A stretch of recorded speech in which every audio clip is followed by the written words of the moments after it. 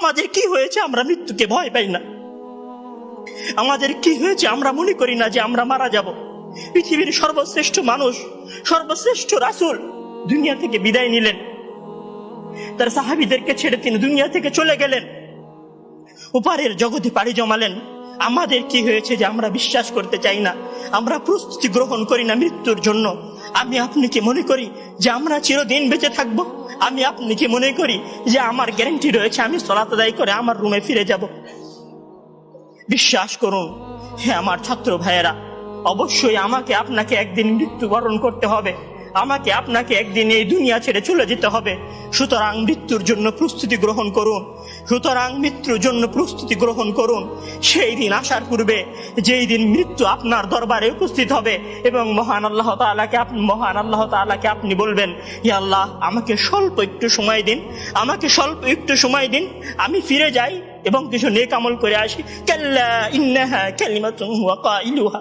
তখন মহান আল্লাহ তাআলা বলবেন, কোনো সুযোগ নেই, এটা তো তার মুখের কথা মাত্র, সে ফিরে গেলে আবারও আমল করবে না, সে ফিরে গেলে আবারও আমল করবে না। সম্মানিত ভাইয়েরা, সেই দিন আসার পূর্বেই প্রস্তুতি গ্রহণ করুন, সেই দিন আসার পূর্বেই প্রস্তুতি গ্রহণ করুন। জেনে রাখুন, সেই দিন উপস্থিত হয়ে গেলে আর কোনো আমল করার সুযোগ থাকবে না। সেই দিন উপস্থিত হয়ে গেলে কবরে নাজাত পাওয়ার জন্য আর কোনো কিছু করার সুযোগ থাকবে না। সেই দিন এসে গেলে 2 রাকাত সালাত আদায় করে আল্লাহর কাছে ক্ষমা প্রার্থনা করার কোনো সুযোগ থাকবে না। সেই দিন এসে গেলে রাতে জেগে 8 রাকাত তাহাজ্জুদ সালাত আদায় করার কোনো সুযোগ থাকবে না। এখনো সময় আছে। মহান আল্লাহ তাআলার দরবারে নিজেকে সঁপে দিয়ে তার কাছে ক্ষমা প্রার্থনা করুন। মহান আল্লাহ তাআলার দরবারে নিজেকে সঁপে দিয়ে তার কাছে ক্ষমা প্রার্থনা করুন। মানুষের সাথে কোনো ভুল থাকলে সে ভুলের ক্ষমা চেয়ে নিন। মহান আল্লাহ তাআলার সীমা লঙ্ঘন করে থাকলে মহান আল্লাহ তাআলার কাছে ক্ষমা চেয়ে নিন।